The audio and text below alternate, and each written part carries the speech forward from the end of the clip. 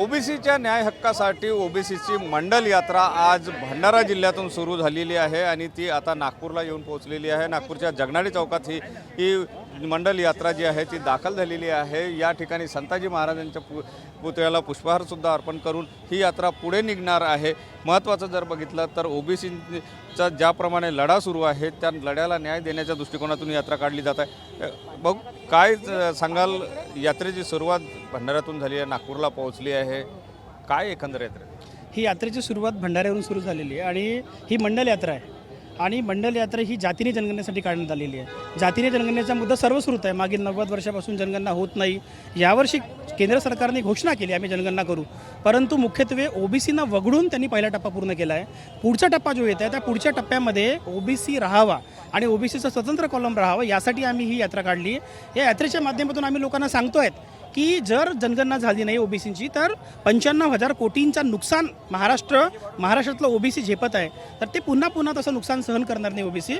म्हणून या यात्रेमध्ये आम्ही अंतिम यात्रा म्हणून ठेवलेलं आहे। ही अंतिम लढाई आहे, कारण येत्या 4-5 महिन्यामध्ये ही सगळं जनगणनेचं काम पूर्ण होणार आहे।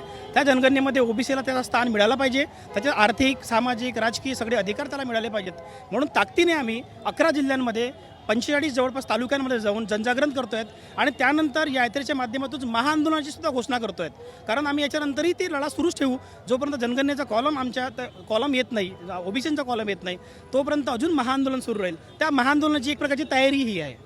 काही राजकीय नेते सुद्धा आज जसं वडेट्टीवार भंडाऱ्याला होते तुमच्यासोबत, पुढे कुठल्या पक्षाचे राजकीय नेते? आम्ही प्रयत्न केला आहे की कुठल्याही पक्षाचा राजकीय नेता असो, ते काँग्रेस असेल, भाजपा असेल किंवा शिवसेना वंचित गट असेल, इथला नेता समोर आलं पाहिजे। नेत्याच्या मागे फार जनता असते, त्या माध्यमातून आम्ही सगळ्यांना इन्व्हिटेशन दिलं आणि ओबीसी नेते विजय वडेट्टीवार, ते काँग्रेस नेते म्हणून तिकडे आले नाहीत, तर ओबीसी नेते सकल ओबीसी महामोर्चाचे मार्गदर्शक म्हणून तिथून त्यांनी उद्घाटनाच्या वेळी आमच्यासोबत आलेत आणि ते पुढेही जॉईन करणार आहेत। पुढे ब्रह्मपुरी असेल, चंद्रपूर असेल, गडचिरोली असेल, त्यासोबतच प्रफुल्ल भाऊ गुडदे आहेत, त्यासोबतच माजी मंत्री सुनील केदार साहेब आहेत, अभिजित वंजारी साहेब आहेत, आडबाले साहेब। हे एका पार्टीचे जर तुम्हाला दिसत असले तरी तिकडे चरण वाघमारे साहेब आहेत, तिकडे काही नरेंद्र बोंडेकर साहेब आहेत किंवा इतरही पक्षातले लोक आमच्यासोबत आहेत। इवन भाजपातलेही बरेचसे लोक आमच्यासोबत त्या रॅलीमध्ये आहेत किंवा महायुतीतले अनेक पक्ष आहे, वंचित असेल, बहुजन समाज पार्टी असेल, भारतीय मुक्ती पार्टी आहे, बामसेप आहे, अशा अनेक संघटनांचा पाठिंबा घेत आम्ही समोर जातो आहे। नक्कीच ही ओबीसी मंडल यात्रा जी आहे ती भंडाऱ्यावरून सुरू झालेली आहे। 11 जिल्ह्याचा प्रवास हे करणार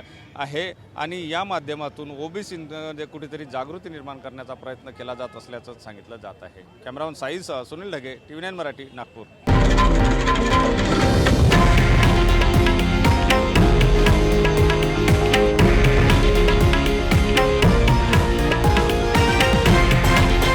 हे आहे देशातील नंबर 1 न्यूज नेटवर्क आणि आपण पाहत आहात TV9 मराठी, एकमेव।